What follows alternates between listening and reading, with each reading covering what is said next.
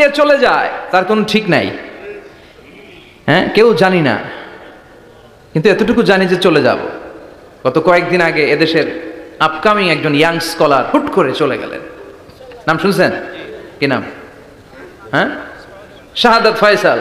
আমাদের বয়সী বা আমাদের চেয়ে ছোট, আপকামিং মধ্যম পন্থার একজন আলেম ছিল, চলে গেল। অনেক আশা ভরসা ছিল অনেকের তার উপর যে সে he is an upcoming scholar, সে মধ্যমপন্থী। ডক্টর আব্দুল্লাহ জাহাঙ্গীর স্যারের নাম শুনেছেন? ভাল লাগে না কথাগুলো শুনলে? হৃদয়টা ঠান্ডা হয়ে যায়। কারো পক্ষপাতিত্বে যায় না, যেটা হক, যেটা সমাজের জন্য কল্যাণকর সেটার কথা বলে। এই মাঝামাঝি থাকতে পারাটা সবচেয়ে কঠিন, ঠিক কিনা? আল্লাহ বলেছেন ওয়াকাযালিকা জাআলনাকুম উম্মাতান ওয়াসাতান লিতাকুনু শুহাদা আলান নাস। তোমাদেরকে হতে হবে উম্মাতান ওয়াসাতান, মধ্যমপন্থী উম্মাত, মাঝামাঝি থাকতে হবে। কিন্তু আমরা এদেশে মার্জিনালাইজ করে ফেলি, বুঝতে পেরেছেন? এক প্রান্তে চলে যাই। যারা চরমনায়ের মুরিদ অন্যদেরকে আর দেখা যাবে না, যারা সরসিনার মুরিদ এরাই সব, অন্যদিকে যাওয়া যাবে না। যারা জামাত ইসলাম অন্যদিকে আর যাওয়া যাবে না। যারা হেফাজতে ইসলাম অন্য কারোর মধ্যে আর হক নাই। যারা আহলে হাদিস এরা তো সব নিয়েই গেছে, সব হক সুন্নাহ এদের কাছে, কারো মুখের কোনো কথা এদের কাছে কোনো দাম নাই। আপনি যত হকের কথা বলেন এদের দলেই নাকি ঢুকতে হবে।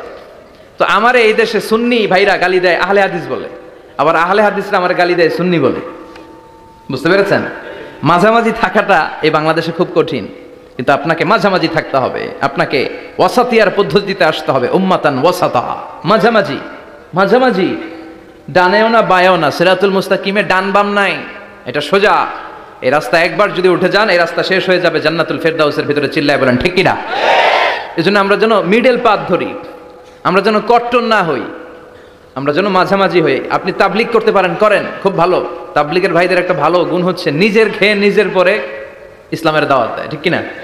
নিজের টাকা ভেঙে দাওয়াত দিচ্ছে, তো তাদের কারণে অনেকে কালিমা শিখছে, অনেকে নামাজ শিখছে, তাদেরও কন্ট্রিবিউশন আছে না নাই? তো যারা তাবলিগ করেন আপনি মনে করবেন না যে সব হক সব সত্য, শুধু আপনি হকের ডিলার এটা মনে করবেন না। সব সত্য হক এটা আপনার বাবার দাদার সম্পত্তি এটা মনে করবেন না। সব দলের মধ্যে হক থাকতে পারে, বরং সব দলের ভালো ভালো জিনিসগুলো নিয়ে নিজেকে সাজানো দরকার। কথা বলেন? জামাত ইসলামের মতো, হেফাজতে ইসলামের মতো আন্দোলনের স্পিরিট থাকতে হবে, চিল্লা এখন ঠিক কিনা? আমার সুন্নি ভাইদের মতো নবীর প্রেম অন্তরে থাকতে হবে, চিল্লা এখন ঠিক কিনা? তাবলিগের ভাইদের মতো হৃদয় এখলাস থাকতে হবে। এই সবগুলোর সমন্বয় হচ্ছে ইসলাম, সবগুলোর সমন্বয় ইসলাম। এজন্য কখনো মনে করবেন না যে আমি একদল করি তার মানে অন্য সব দল মনে হয় বাতিল, ওগুলো মনে হয় মুসলমান না, ওগুলো আমার চোখেই ধরে না। এটা ঠিক না, এটা ইহুদিদের স্বভাব। ইহুদিরা শুধুমাত্র হকের ডিলার মনে করতো নিজেদেরকে, ইহুদি ছাড়া বাকি কাউরে ওরা চোখে দেখতে পারতো না। এজন্য আমরা কি কট্টরপন্থী হব না মধ্যমপন্থী? চিল্লায় বলেন কট্টরপন্থী না মধ্যমপন্থী? আল্লাহ আমারে যতদিন বাঁচিয়ে রাখে আমি মধ্যম পন্থার কথা বলেই যাব, up to my death. It's my mission, it's my vision. এটাই আমার লক্ষ্য, যে মধ্যম পন্থার ইসলামকে প্রমোট করা, যেটা বিশ্বনবীর ইসলাম, যেটা মদিনার ইসলাম, যেটার মধ্যে বাড়াবাড়ি নাই, ছাড়াছাড়ি নাই, ঠিক কিনা? আল্লাহ তুমি আমাদেরকে বুঝার তৌফিক দান করো। সূরার নাম হচ্ছে সূরাতুত তাকাসুর। চিল্লায় বলেন কি নাম? এই সূরার সেন্ট্রাল সাবজেক্ট ম্যাটার হচ্ছে we have to go back to our Lord. আমাদেরকে ফিরে যেতে হবে আমাদের রবের কাছে। আমরা কেউ আজীবন থাকতে আসি নাই। থাকতে পারবো আজীবন? দাদা চলে গেল, বাবা চলে গেল, মা চলে গেল, মামা চলে গেল, খালু চলে গেল, এরপর আমাদের টনক নড়ে না, তাই না? পাগল পাড়া হয়ে আছে এই পৃথিবীর জন্য। মরতে যে হবে এটা ভাববার সময়টুকু আমাদের নেই। আমরা ব্যস্ত আমাদের ক্যারিয়ার নিয়ে, আমাদের লাইফ নিয়ে, আমাদের সমাজ নিয়ে, আমাদের ফ্যামিলি নিয়ে, আমাদের সন্তান আর সম্পদ নিয়ে আমরা সুপার বিজি।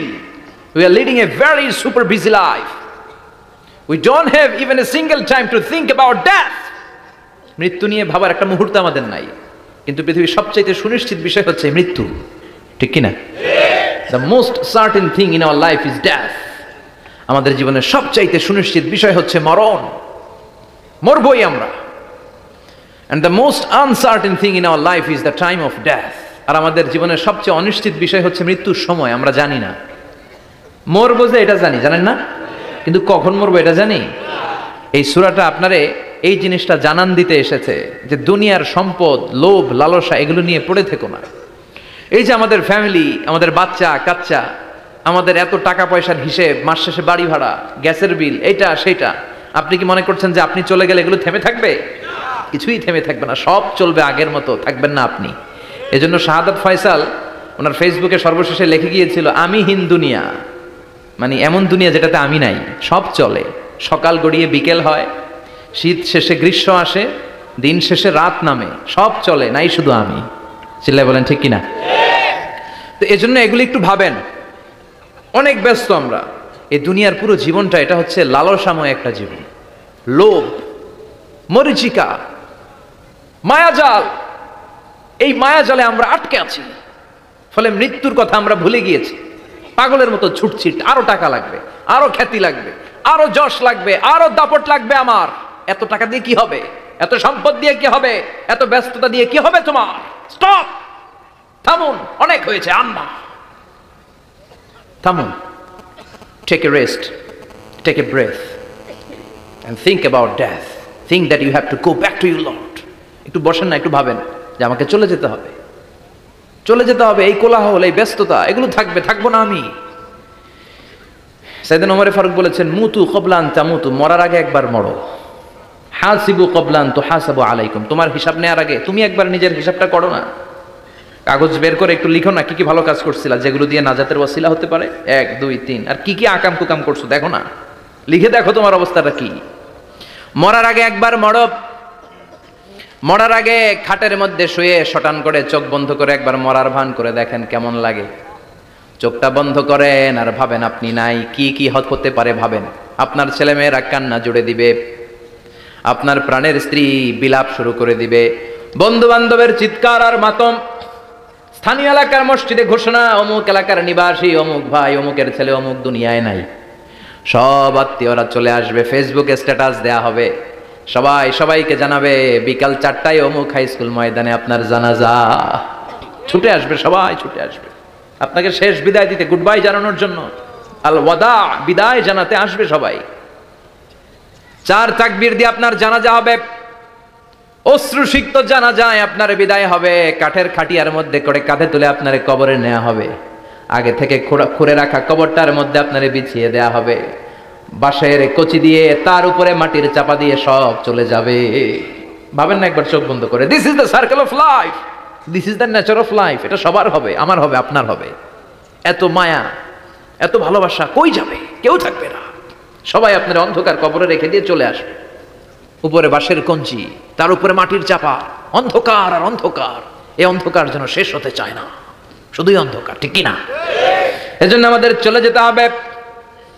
দাদা গেল, চাচা গেল, মামা গেল, আমাদেরকেও যেতে হবে, জোরে কোন ঠিক কিনা? একদিন মাটির ভেতরে হবে ঘরে মন আমার, কেন বাঁধ দালান ঘর, প্রাণ পাখি উড়ে যাবে পিঞ্জর ছেড়ে, ধরা ধামে সবই রবে তুমি যাবে চলে, বন্ধু বান্ধব যত মাতা পিতা দ্বারা সুত সবই হবে তোমার পরে, মন আমার কেন বাঁধ দালান ঘর, একদিন মাটির ভেতরে হবে ঘরে মন আমার, কেন বাঁধ দালান ঘর, ঠিক কিনা? সব করে থাকবে, চলে যেতে হবে আমাদেরকে। এজন্য আখিরাতের কথা যেন আমাদের স্মরণ হয়। বিশ্বনবী বলতেন, নাহাইতুকুম আন জিয়ারাত